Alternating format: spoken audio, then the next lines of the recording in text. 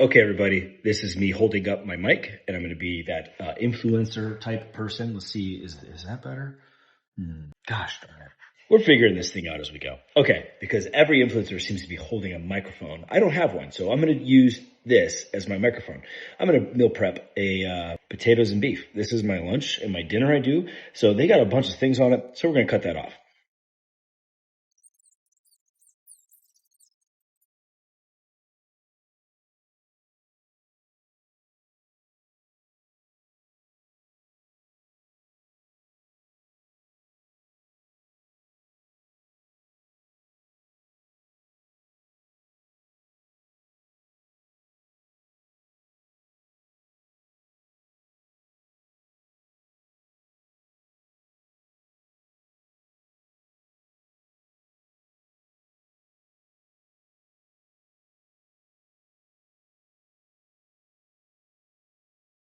All right, everybody, it is time to now do ground beef. And I use the Members Mark 93.7, which I have to do a lean beef or a lean chicken, typically like a chicken breast. The reason, or like a Greek yogurt that has low fat or zero fat. The reason being is because for my meals, I have to have a lot of protein and not a lot of fat.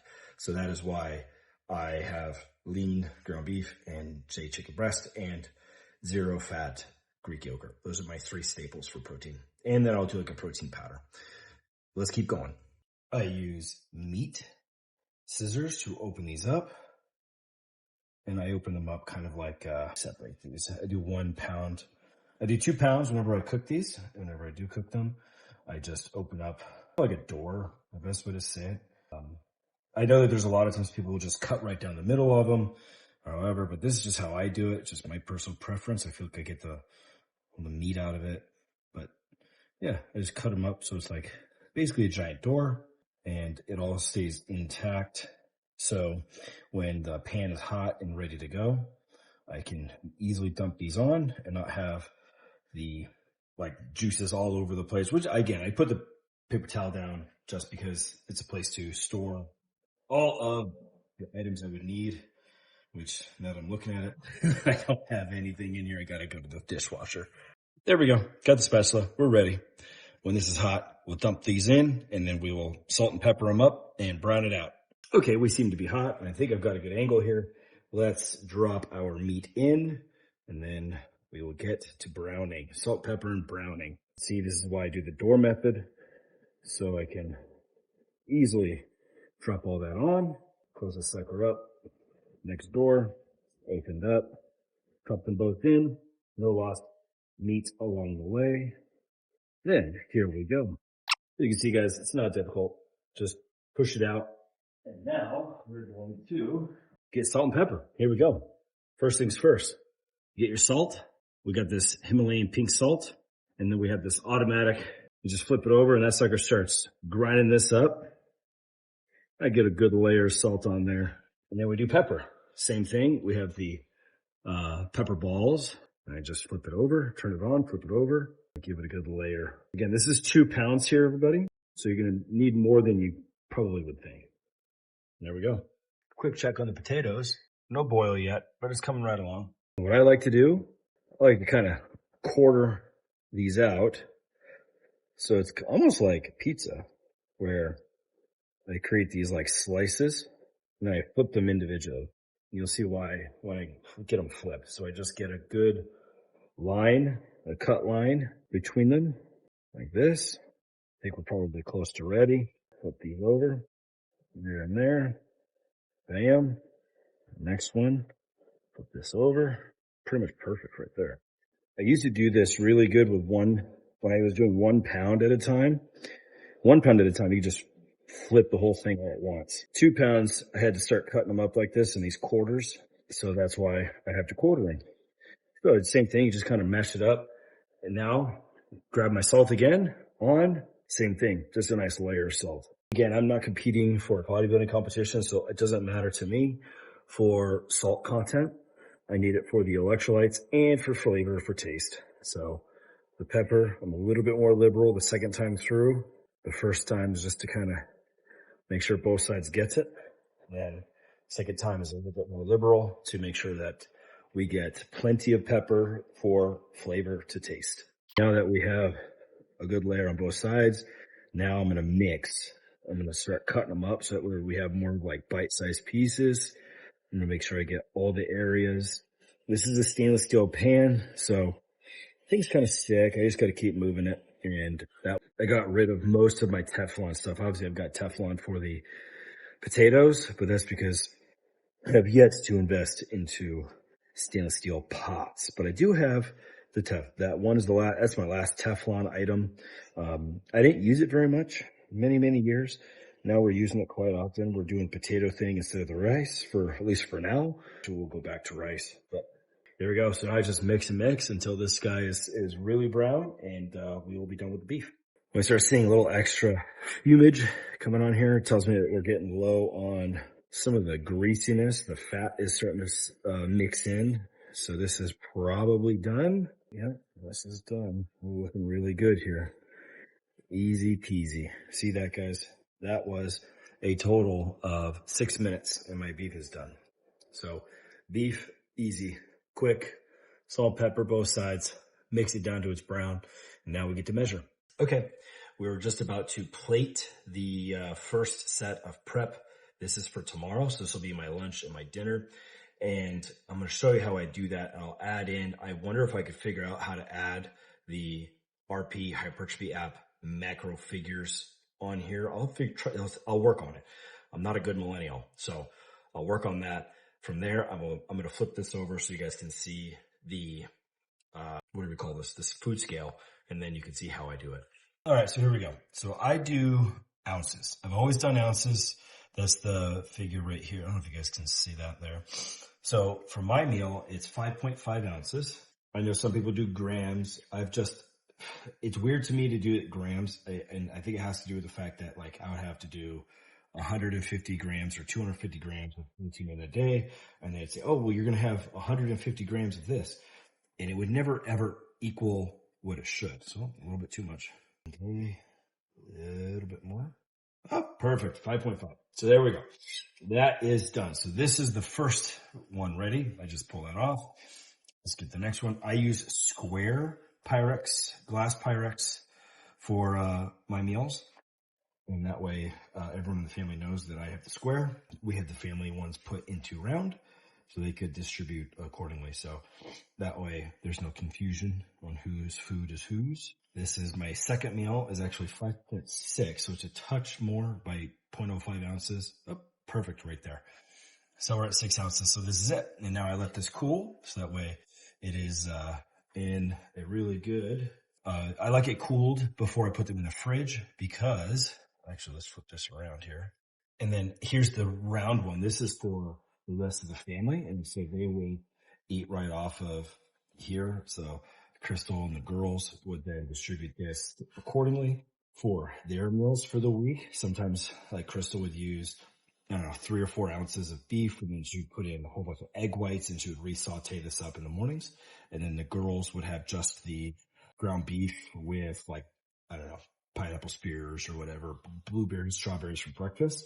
So this became quite the easiest way to monopolize our space in the fridge. So this was what we came up with because I was always up early and out of the house. And so I would take my square items and take them to work.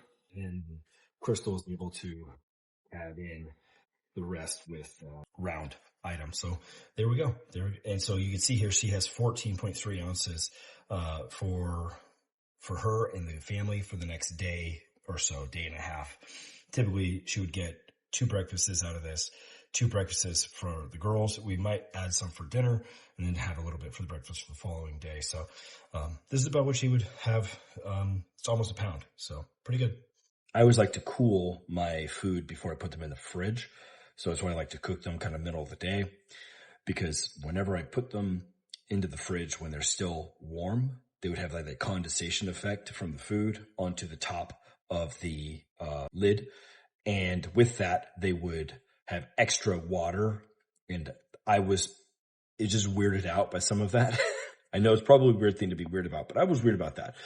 When I was using plastic containers, I was more weird about it because I always was forced to cook, put them in the plastic container, put them in the fridge. And by the third day, if you cooked them on Sunday, it was like Wednesday night or Thursday morning before you would prep. I would always prep on that like Wednesday night or that Thursday morning. And that last meal with the extra liquid, it just wouldn't be right for me. So I've noticed it for me. The best is every other day of prep. So that's just how I do it. That way it's not 3 days. Again, you have to do what you had to do. I was living in a van at the time. So I had limited space, limited spots to put my food and keep it stored without it spoiling. So yeah, I had to cook twice a week. I couldn't cook anymore. I didn't want to impose on anybody. So that's what I did. So, all right, let's go to the next thing. Checking in on the potatoes. We're still cruising along here. Not a boil yet, but it's getting warm. All right, so now that the beef is done and the potatoes are cooking, it's time to do my breakfast, which is essentially it's an overnight oats, but it's a Greek yogurt, honey, cinnamon, coconut milk, and oats. And so I'm going to make that, and I'll show you all that. So this is everything I would need. So I have a mason jar here. I have my Greek yogurt here, coconut water, honey, cinnamon, and water. And then here are my oats. We store them all in there, so it's easy to keep track of. So let's get to it. Let's see if I can get this to, there we go. Okay, so let's get going. Okay, we need 15.8 ounces of Greek yogurt. We need 1.2 ounces of honey. We need 0.9 ounces of coconut milk, and then we need, I believe it's I can't remember what it is for oatmeal yet, but I'll get to that in just a second. But first things first, let's get this to 15.8. Oh, we're close. 0.2, 0.4, 0.6. Oh my goodness, we are very close. 7.5. Oh my God, I'm spilling this stuff all over the place. All right, well, okay, 15.9. I guess I'm going to deal with it. Not a big deal for me. 0.9, 0.1 is not going to make or break the diet. It's the consistency. Okay, so that's on. Now, 0.9 ounces of this, just a dribble. Oh, 0.75. Ooh, 0.8. There we go. 9. There we go. Okay, let me double check what the oats are. Okay, so we have 1.2 on honey and 1.7 on oats. So I tossed in a bunch of cinnamon. That is 0 calories. It's just a flavor. It adds flavor to it. And I add the water here. Re-tear, so it's at 0. I do the honey next. The honey, 1.2 ounces. Ooh, that was close, 1.15. Just a little dribble. Oh my gosh, still 1.15. There we go. 1.2. Next is going to be right here, 1.7. This one I have to be a little bit more careful because I'm not going to be able to really take anything out after dumping it in. There we go, 1.75, perfect. Okay, now this is virtually done. All I got to do is mix it together. And I just take this spoon from here, and all I do is just mix. Okay, when I mix, I'm making sure that I get all the sides and the corners, making sure there's like no honey against the glass and the walls. And make sure that the back and corners are all taken care of.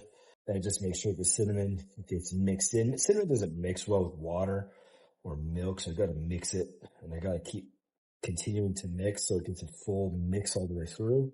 This is also so that way the flavor is kind of spreads throughout the entire meal, as opposed to just like one little spot. So that's kind of how I do it. So this is it. This is my overnight oats, everybody. Pretty easy. Like it was another minute or so to solve. I just put the top on and in the fridge for the morning. Done. Glaze approves of all of my food making. And we have update. We have a little bit of a boil. So we just let that boil for a few more minutes. Huh, Glaze? Yeah, he's happy. Okay. So in about, it was less than 20 minutes. It's probably been 15 minutes.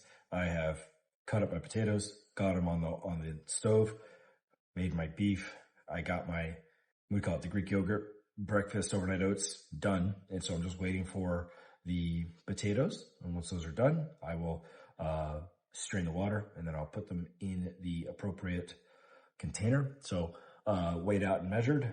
And yeah, it's not even been 30 minutes and I'm done with 3 meals for tomorrow. So yeah, pretty good. Pretty good. Cannot complain. My 4th meal of the day is always like a shake, bread and butter. It's like just toast. So a shake and toast, and that's it. So I make it simple for myself, so that way it's something I enjoy. So you got to do what is easy and best for you and what you know that you can stick to. And that's what I know I can stick to. So thank you for coming along. I will continue to show the final piece and then everything together. So thank you for coming along on this ride and enjoying my mic. All right, boil them over. Let's get these out. Okay, I'll let it cool for just a moment and then I'll get them distributed to the appropriate places. Okay, here is the finished product, 8 ounces of potato in each, and this is my lunch and dinner.